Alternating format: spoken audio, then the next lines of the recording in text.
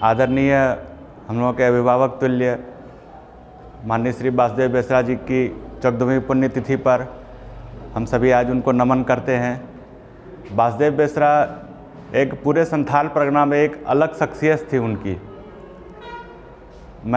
मेरी जब राजनीतिक शुरुआत थी लगभग 1996 में लगता है वो लोकसभा लड़े थे जनता दल से। उस समय मेरे राजनीति की शुरुआत थी।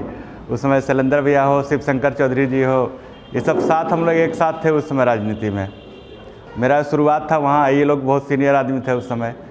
तो उस चुनाव में मैंने देखा कि वासुदेव बेसरा को कैसे टिकट मिला। अभी वर्मा जी बता रहे थे उनके बारे में। जब लालू जी को पता चला कैसे ऐसे एक हैं जो हमारे पार्टी में हैं, काफ़ी विद्वान आदमी हैं, तो उनको टिकट देने के लिए इनको नहीं फ़ोन आया दुमका डीसी को। दुमका डीसी को फ़ोन आया कि वहाँ वासुदेव बेसरा अधिवक्ता हैं दुमका सिविल कोर्ट में, उनको आप अपना गाड़ी देके भेजिए रातों रात।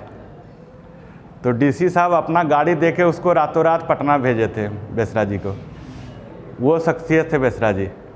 रातों रात अब डीसी अपना गाड़ी से उनको वहाँ भेजे, दूसरे दिन वो सिंबल लेके आए और चुनाव लड़े। और आदरणीय गुरुजी के खिलाफ वो लड़े थे। और उस समय कोई ऐसा संगठन भी बहुत मजबूत नहीं था जनता दल का यहाँ पर, लेकिन हमको लगता है 1,36,000 वोट लाए थे वो, और करीब 15-16 हज़ार से वो गुरुजी से हारे थे वो। उसके बाद फिर वो चुनाव नहीं लड़े लोकसभा ना, उसके बाद फिर नहीं लड़े। लेकिन लगता था कि ये अगर लगातार लड़ते रहते तो वो सांसद निश्चित रूप से बन जाते। उनको राजनीति तो करते थे लेकिन पद पाने की बहुत इच्छा ललक उनको नहीं रहती थी। उसके बाद भी हम लोग बहुत बार पटना भी गए साथ में कि विधानसभा आप लड़िए, लोकसभा लड़िए। पटना जाते थे। 1-2 बार तो ऐसे हुआ पटना हम लोग कहने पर गए, लालू जी से नहीं मिले। हम लोग चले गए लालू जी के पास, कैसे ऐसे बेसरा साहब आए हैं आपसे मिलेंगे, लाओ बुला उनको बुला। अब हम लोग उनको खोज रहे हैं, और उनको था कि नहीं मिलेगा तो ठीक है, नहीं तो लालू जी से मिलने नहीं गए। एक बार तो ऐसी बात हम लोग था, चुनाव था विधानसभा का, हम लोग साथ में गए, बोले ना क्या मिलेंगे, छोड़ो नहीं लड़ने का इच्छा है। मतलब उनको ऐसा भी नहीं था कि बहुत नेता बनने का शौक़ था, लेकिन पक्का समाज सेवक थे वो।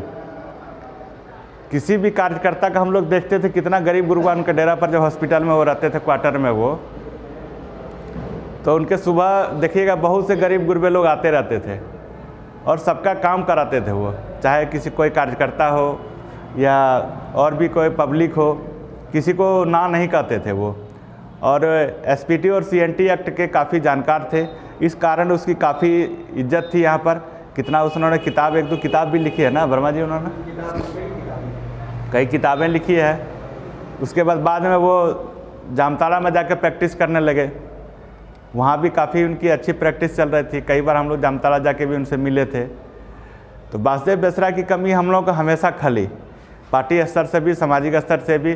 क्या लोगों के वो बहुत डिवोटी रहते थे, बहुत शालीन रहते थे। कोई आपको समस्या कोई सुनाते उसको, कोई भी ऐसा नहीं कि वो उग्र हो जाते थे, ऐसा क्यों हुआ, ये हुआ, अच्छा ठीक है हो जाएगा। मतलब बड़ा शांत ढंग से बोलते थे, ठीक है हो जाएगा, और उसको वो कराते थे। उस समय तो काफ़ी बड़े लीडर थे, डीसी से कोई काम रहा, एसपी से कोई काम रहा, तो तत्कालीन जिलाध्यक्ष भी उनको साथ में लेके जाते थे कि चलिए सर आपको जाना है साथ में, डीसी के पास फलना काम है, तो उनको साथ में लेके जाते थे। मैं उनके बारे में और क्या बताऊं, वो तो संथाल परगना के जाने माने विद्वान में से एक थे। उन्होंने कई भाषाओं में किताब लिखा, सिर्फ ऐसे नहीं है कि हिंदी और इंग्लिश में, कई भाषाओं में उन्होंने किताब लिखा है बेसरा जी ने। इतना ही कहकर मैं अपना वाणी को विराम देता हूँ। जय हिंद।